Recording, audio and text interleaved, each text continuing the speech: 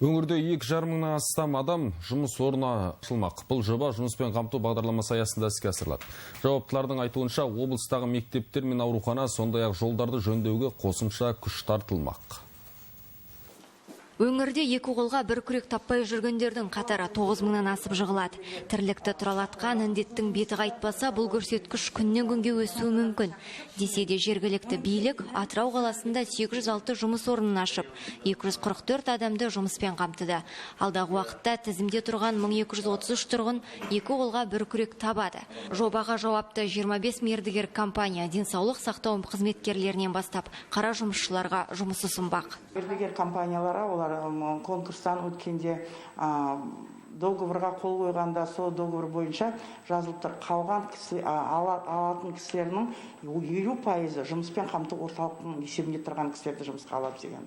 Сонымен бірге мердігерлер, қазіргі мердігерлер обедін қарап отыр, мүмкіншілік болса обедін төлейді, машина, автобус шығарады, жұмыс орнына дейін апарып алып келетін. Жиында жобаның бір қатар мәселелері талқыланды. Жұмысқа қабылданарда маманның еңбек өтілімі, тәжірибесі есепке алынады. Жалпы ең төменгі жалақы 85 мың теңгені құрайды. Мемлекеттік бағдарлама, жол картасы бағдарламасы бойынша жұмыспен қамту орталығымен байланысып отырып, өзімізге тиесілі қызметшілерді әртүрлі мамандықтағы мамандық иелерін 100%-ға орындап отырмыз.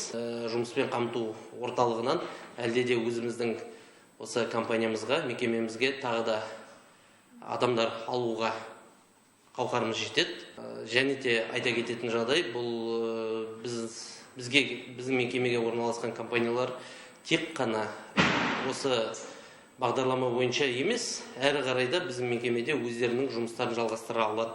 Қала әкімі компания басшыларымен жеке кездесіп, ұйымдастыру мәселелерін талқыламақ. Әсел Сапарбай, Талғат Қуанышев, Атырау телеарнасы.